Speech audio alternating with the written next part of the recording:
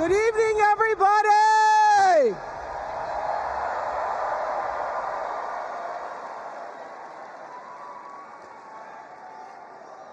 Who says you can't go home again?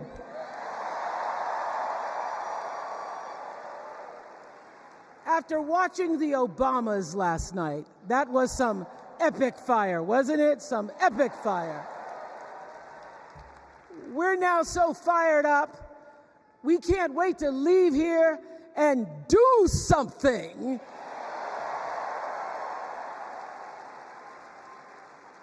And what we're going to do is elect Kamala Harris as the next president of the United States.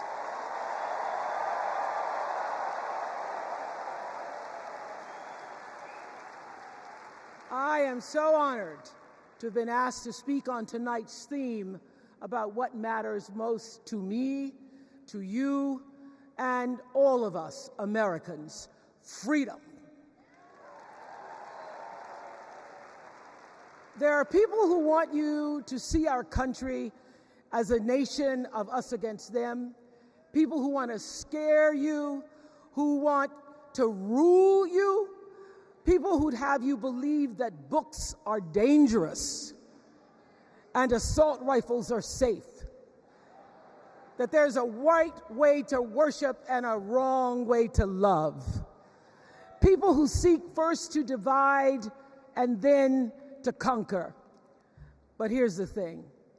When we stand together, it is impossible to conquer us.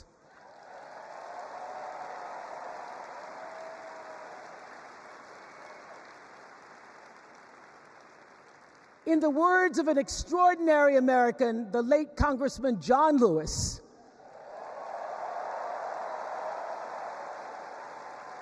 he said, no matter what ship our ancestors arrived on, we are all in the same boat now. Congressman Lewis knew very well how far this country has come because he was one of the brilliant Americans who helped to get us where we are. But he also knew that the work is not done. The work will never be done because freedom isn't free. America is an ongoing project. It requires commitment. It requires being open to the hard work and the heart work of democracy. And every now and then, it requires standing up to life's bullies.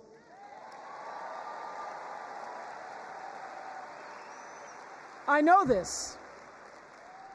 I've lived in Mississippi, in Tennessee, in Wisconsin, Maryland, Indiana, Florida, Hawaii, Colorado, California, and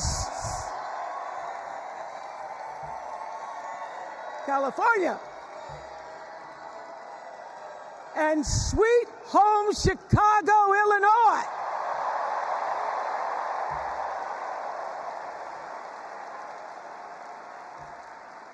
I have actually traveled this country from the redwood forests, love those redwoods, to the Gulf Stream waters. I've seen racism and sexism and income inequality and division. I've not only seen it, at times I've been on the receiving end of it. But more often than not, what I've witnessed and experienced are human beings, both conservative and liberal, who may not agree with each other, but who'd still help you in a heartbeat if you were in trouble. These are the people who make me proud to say that I am an American.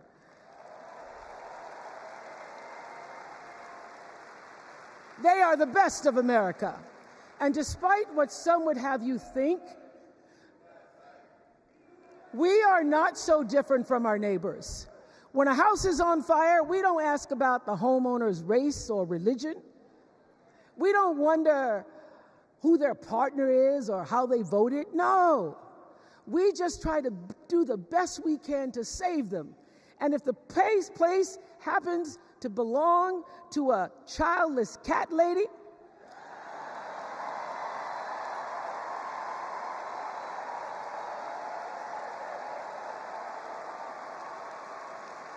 Well, we try to get that cat out too.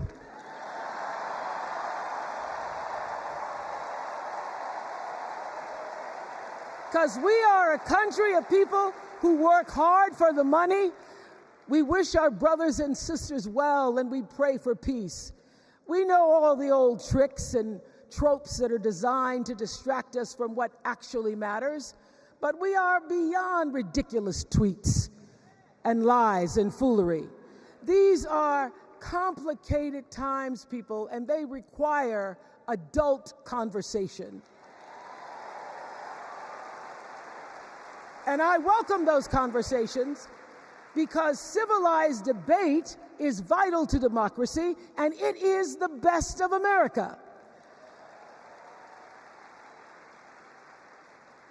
Now, over the last couple of nights, we have all seen brave people walk onto this stage and share their most private pain.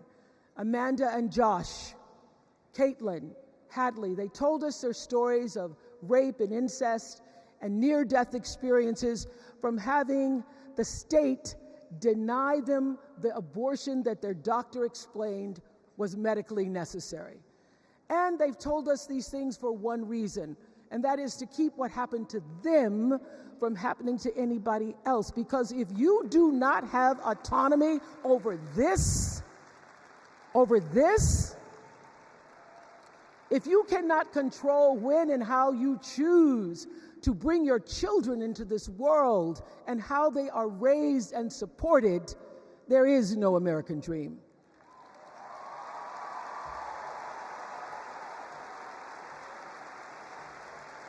The women and men who are battling to keep us from going back to a time of desperation and shame and stone cold fear, they are the new freedom fighters. And make no mistake, they are the best of America.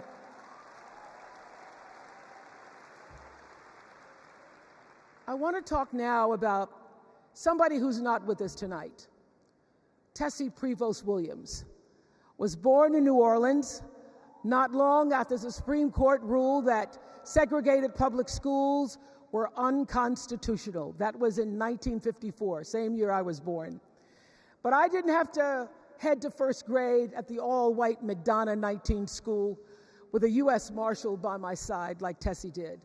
And when I got to school, the building wasn't empty like it was for Tessie. You see, rather than allowing McDonough to be integrated, parents pulled their kids out of the school, leaving only Tessie and two other little black girls, Gail Etienne and Leona Tate, to sit in a classroom with the windows papered over to block snipers from attacking their 6-year-old bodies.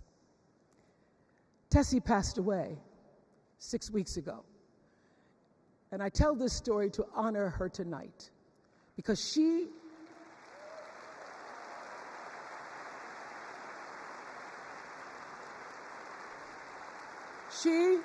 like Ruby Bridges and her friends, Leona and Gail, the New Orleans Four they were called. They broke barriers and they paid dearly for it. But it was the grace and guts and courage of women like Tessie Prevost Williams that paved the way for another young girl who 9 years later became part of the second class to integrate the public schools in Berkeley, California.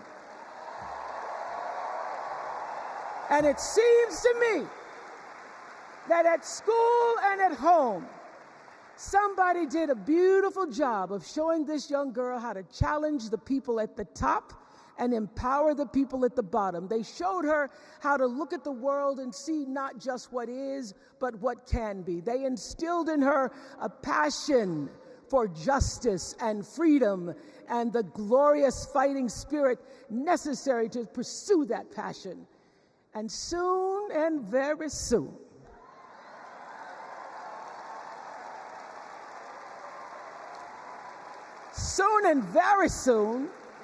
We're going to be teaching our daughters and sons about how this child of an Indian mother and a Jamaican father, two idealistic, energetic immigrants,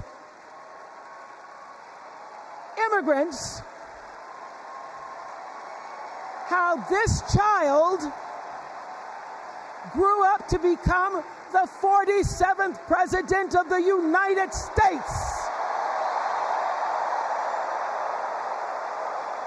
That is the best of America.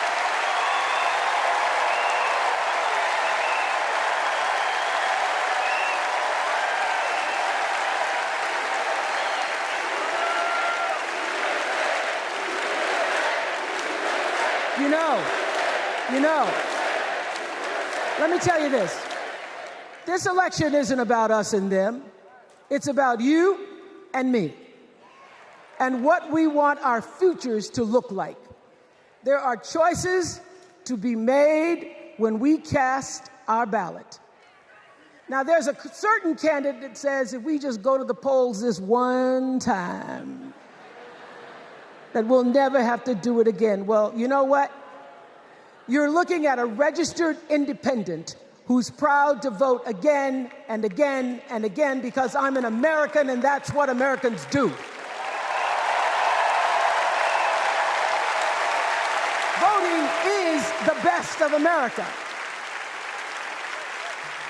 And I have always, since I was eligible to vote, I've always voted my values. And that is what is needed in this election now more than ever. So I'm calling on all you independents and all you undecideds.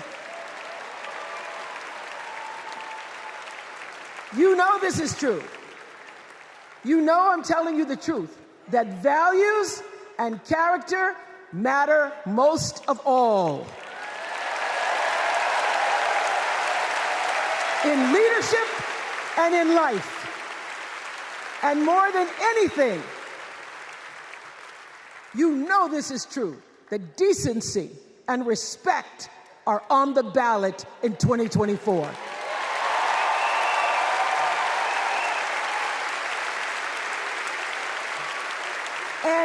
And just plain common sense.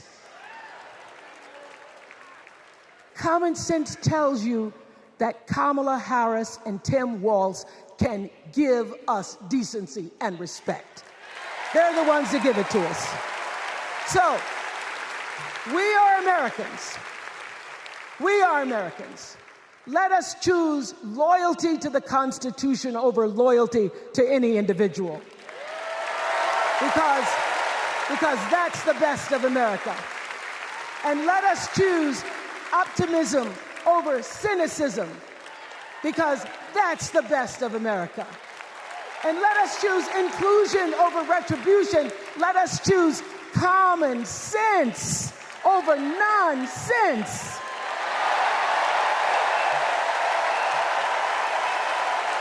Because that's the best of America. And let us choose the sweet promise of tomorrow over the bitter return to yesterday. We won't go back. We won't be set back, pushed back, bullied back, kicked back. We're not going back.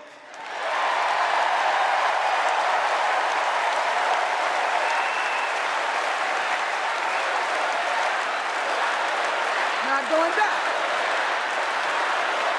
We're not going back. So, let us choose. Let us choose truth. Let us choose honor. And let us choose joy.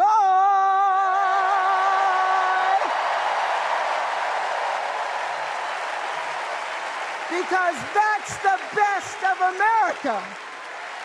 But more than anything else, let us choose freedom. Why? Because that's the best of America. We're all Americans, and together, let's all choose Kamala Harris.